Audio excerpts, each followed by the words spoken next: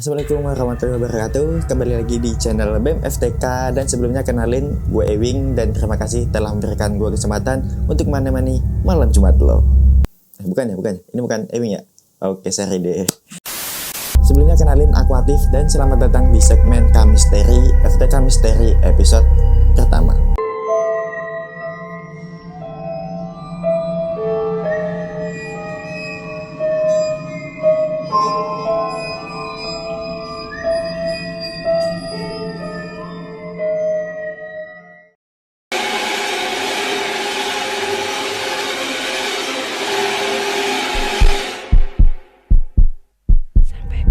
Oke, di segmen K-Misteri ini kita akan membahas kejadian-kejadian dan juga cerita-cerita mistis yang dialami oleh mahasiswa FTK ataupun mahasiswa ITS.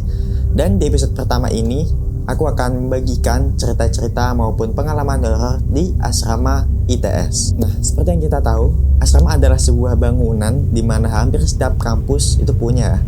Jadi biasanya ditujukan kepada mahasiswa baru supaya tidak kesulitan untuk mencari tempat tinggal selama kuliah setidaknya untuk tahun pertama.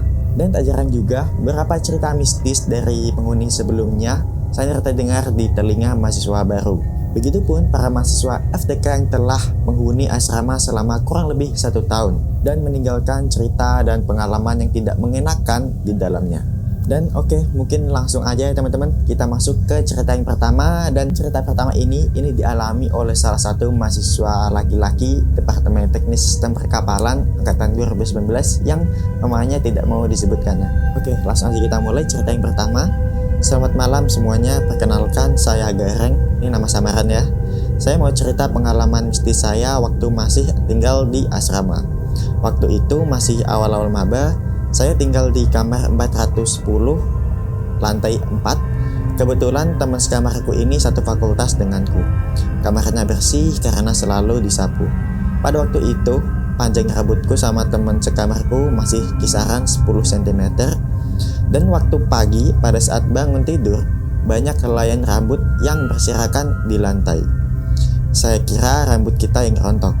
Lanjut, setelah 1 bulan, di fakultasku ada kegiatan yang dimana pesertanya harus gundul 2 cm.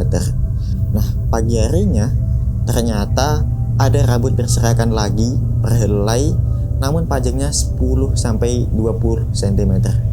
Wah, ini udah mulai serem sih. Di situ, aku sama temanku merasa aneh. Mana mungkin ada rambut rontok panjang gini. Nah, saya pikir itu emang terbawa angin dari luar. Tapi masalahnya di kamarku ini lantai 4. Bahkan waktu mau pulang kampung, karena terjadi pandemi, di situ rambut saya sama temen masih sekitar 5 cm. Saya coba tanya ke kamar sebelah, ada rambut yang berserakan gitu nggak tiap bangun tidur? Katanya sih nggak ada. Terus saya coba tanya ke kamar lantai bawah, tepat bawah kamarku. Kebetulan yang tinggal di kamar bawah teman satu jurusan. Katanya juga nggak ada sih. Sampai saat ini masih bingung dari mana asal rambut tersebut. Ini lumayan serem sih. Dan kita coba pikir secara logika deh ya.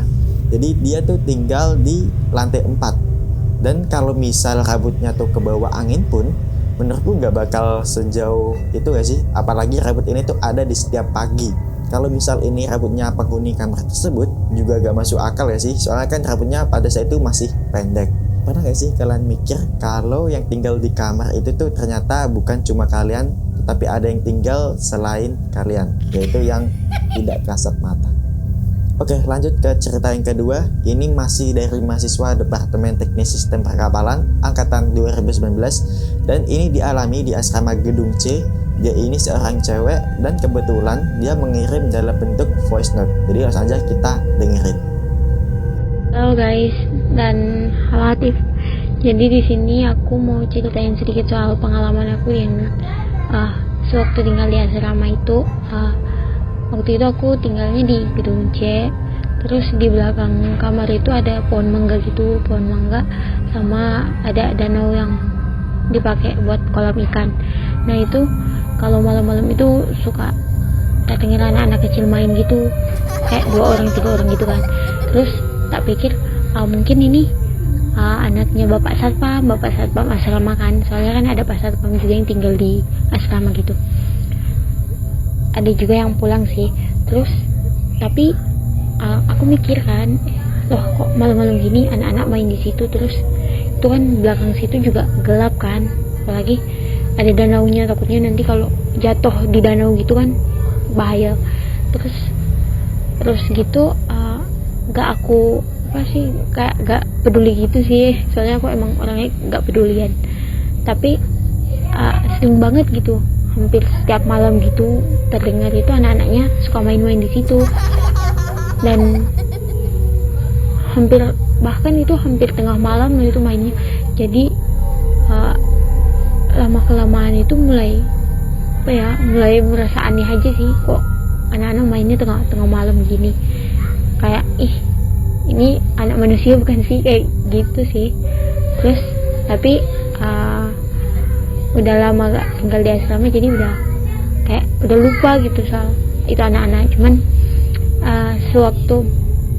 pernah satu malam gitu, itu aku ngintip kan, penasaran gitu.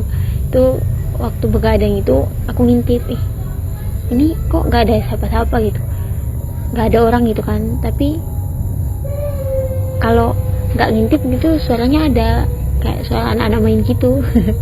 Jadi agak mistis sih di belakang kamar tuh. Cuman kayak udahlah, mungkin emang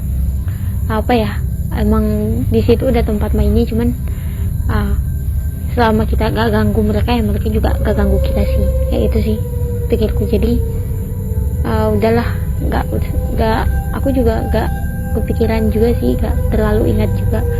Tapi pas ada FTK mistis ini, jadi kayak wah, boleh deh diceritain gitu. Wah, asli sih, ini serem banget sih teman-teman.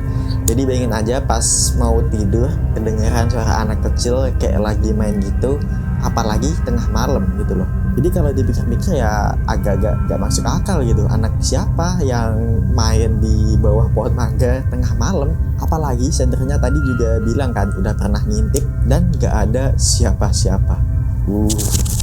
Apa jangan-jangan sebenarnya anaknya ngajak main ya? Oke, sekarang lanjut ke cerita yang ketiga. Ini dari seorang mahasiswa teknik sistem perkapalan lagi-lagi, tapi ini dari angkatan 2018. Cerita ini saya alami saat masih jadi mahasiswa semester 2. Kebetulan saya dari awal masuk ITS langsung memutuskan buat tinggal di asrama mahasiswa ITS.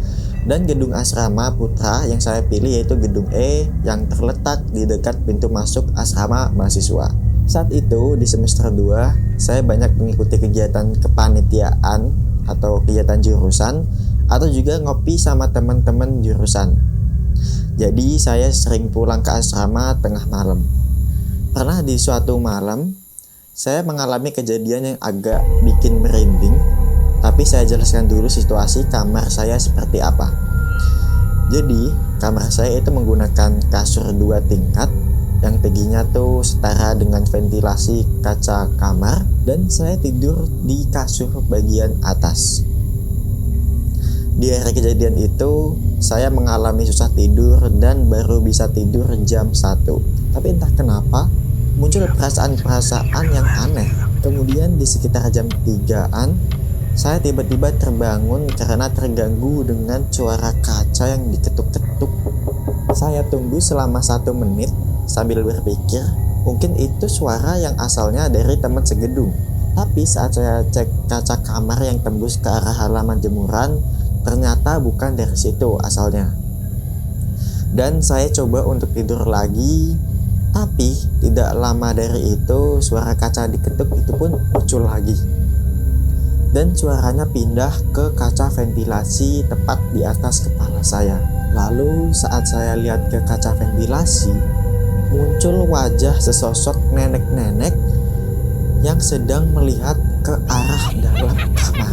Wah, asli ini merinding cuy langsung. Padahal kaca ventilasi kamar itu tingginya sekitar 3 meter kalau dipanjat dari luar kamar. Setelah saya melihat penampakan itu, saya coba memastikan keluar kamar dan ternyata memang tidak ada siapa-siapa di luar. Kejadian ini membuat saya tidak bisa tidur sampai pagi karena bingung dan aneh karena tidak logis. Wah, ini serem banget sih, gila. Jadi langsung ditampakin sama sosoknya loh. Jadi kalau dipikir-pikir juga emang gak logis ya. Soalnya ventilasi kameranya tuh tingginya 3 meter kalau dari luar. Lagian siapa juga sih nenek-nenek yang di asrama sampai jam 3 pagi gitu. Asli ini paling serem sih. Dan buat yang nonton video ini, coba komen di bawah kalau kalian yang pernah tinggal di asrama pernah ditampakin sosok nenek-nenek juga. Oke teman-teman, kita lanjut cerita terakhir. Ini nggak mau disebutin dari siapa ya, jadi langsung aja kita mulai cerita yang terakhir. Pengalaman cerita ini saya alami saat saya tinggal di asrama pada tahun pertama saya kuliah di ITS. Saya salah satu penghuni asrama mahasiswa ITS Putra di gedung E. Posisi letak kamar saya berada di dekat aula tengah asrama gedung E, dan di tengah aula asrama gedung E terdapat meja belajar besar yang bisa digunakan untuk belajar kelompok dan banyak kursi belajar dengan roda.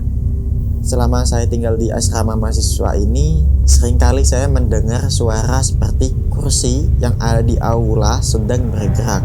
Terdengar seperti suara roda yang sedang berjalan dan seperti ada orang yang beraktivitas di aula tengah.